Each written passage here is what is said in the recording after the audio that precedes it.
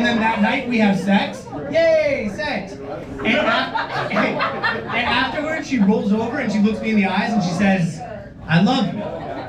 And I realized I'm all talk. Right? It's fucking weird when you say it. I don't know what you mean by all that. I love your shit.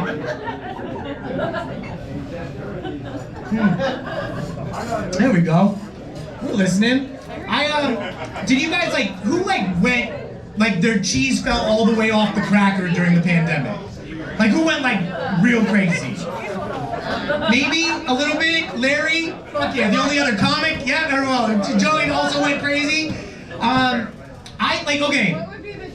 started to appreciate things that I had taken for granted. Right? Because I was put into lockdown, and Brooklyn was like a fucking war zone, right? They were just stacking bodies, they had sirens everywhere. I was going crazy, and I started to try to appreciate beautiful things around. Do you know birds are just out here chirping? What? I had no idea, dog. I had been so caught up in the hustle and bustle, I forgot about birds chirping. And I had my rooftop. It was my only place of solitude in Brooklyn, and I just sat up there, and I just listened to the birds. And all we got is sparrows and pigeons. We got sparrows, pigeons, and rats. That's our wildlife. That's all we had.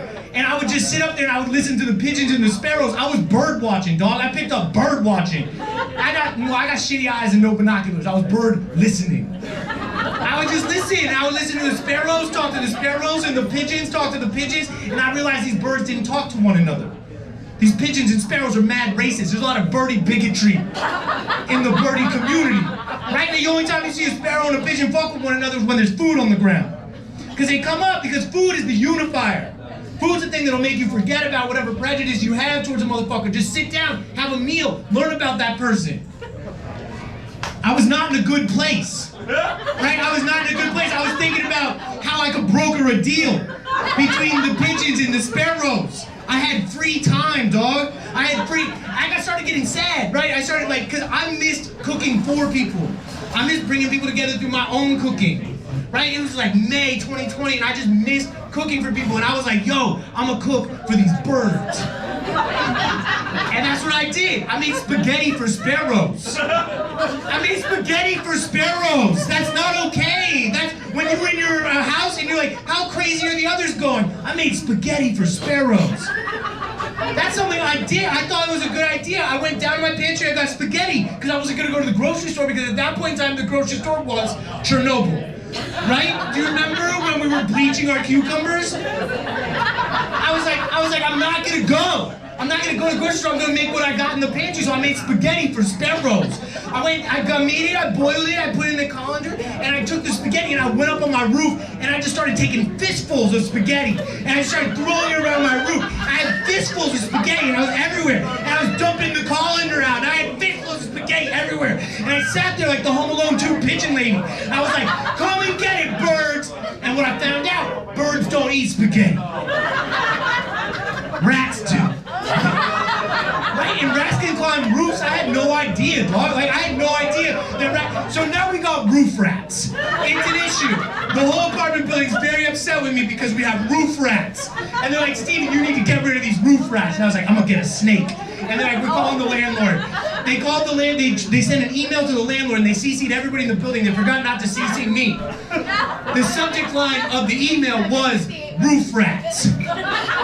And the gist of the email was, can you kick the guy out of 3A because we got roof rats? And at first I was pissed, but then I remember that all along, all I wanted to do was bring people together through my cooking. And I did that. Through hate, they were pissed, they were really mad. But I did that, I brought people together through my cooking. I was able to do that. Also, there was an eviction moratorium, so I fucking kicked it. There's nothing changed. I went. You know when I knew I was really, so there was a time where I was I need to take this energy and put something creative, and I was I need to do a creative thing. I don't get to do stand-up, so I wrote a movie thing, and it was Air Bud 13, Take It to the Mat. Do you guys know the Air Bud movie? I made Air Bud 13, Take It to the Mat. In this version of Air Bud becomes the captain of the U.S. Olympic wrestling team. I don't even know how many Air Buds there were, but I thought I'd catch it, and I'd be making 13 before they went and did that shit. So I made Air Bud 13. What happened was, remember that storyline during the pandemic where we needed to have the Olympics still? We're like, everybody needs to stay in their homes except for sweaty people from all over the world. They need to roll around and cough on each other. They send them back home. Remember that storyline? And so we had to have the Olympics. So I wrote this Air Bud 13, take it to the mat. And so what happened was the captain of the U.S. Olympic wrestling team, he gets COVID. Uh-oh. Uh-oh, that's an uh-oh. And so the president calls Air Bud, and he was like, Air Bud picks up, he's like, bark, right? I'm not gonna do the voice, I'm not fucking racist, right? He's like, bark, and he's like, Air Bud, we need you more than ever. We need you to be a captain of the U.S. Olympic wrestling team. He's like, bark, right? And so he's like on Wheaties boxes, shit's going crazy. But then the rest of the Olympic wrestling team, they get COVID. And now, do you guys remember when there was a news segment where we were talking about dogs can't get COVID because we didn't have anything else to talk about? And so they found out at that time, so they fill up the whole Olympic wrestling team with other dogs. And then all the other teams, they get COVID. So they fill their teams with dogs. And then the Olympics becomes dog fighting. And that was a movie that somebody sends me an email and they're like, hey, we need to compile all this content to distract people from COVID. And I was like, I wrote this movie. And I pitched him on the movie, and he's like, Steven, we want to distract people from COVID. This is all about COVID. And I was like, if you think this is about COVID, then you're not listening. It's not. It's a dog puppy. It's a puppy movie. I did. I went a little crazy.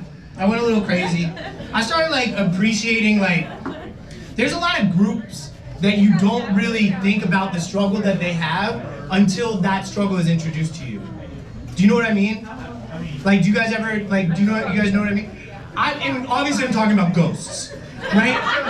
Do you guys ever think about how tough it is for ghosts? Right? We don't talk about ghosts anymore. I grew up, we told ghost stories, dog. And now nobody, tell a kid about there's a ghost in the next room, he won't even look up on his fucking iPad. Right? Because kids these days don't get how important ghosts are. Think about, what is your favorite food? Your favorite food? Pizza. Yeah. Pizza? Yeah, pizza. Do you know who made pizza? I don't know, but he's a fucking ghost. Now he's a ghost. We stand on the shoulders of giants, and we don't even give a fuck about the ghosts. Nobody's talking about the ghosts anymore. No ghost stories at all. It's not. Modernization has made it so tough for the ghost. Right? Think about when ghosts thrived. Was when we as people stared into darkness a lot. Right? You're gonna notice a book flying off the shelf when you got nothing else going. Right? But then the fucking light bulb comes along and the ghosts are savvy. They're analog creatures. They figured out how to turn the lights on, off, make them explode. We know this. They're analog creatures. They're very savvy. We know that ghosts did that. But then the phone comes around and the ghosts, they got together. It was what we're gonna do about the ghosts. Now, how do ghosts communicate? How do we, AM radios, telephones. That's science. That is science. We know that. That's how ghosts communicate now. But 5G? Come on. Come on, how's a ghost supposed to figure out 5G? I stayed at an Airbnb, I couldn't figure out how to turn the TV on for the whole weekend. How's a 5,000-year-old ghost gonna do that? That's their bread and butter, dog. They make that, they turn into static. I could not, if you were to give me any of these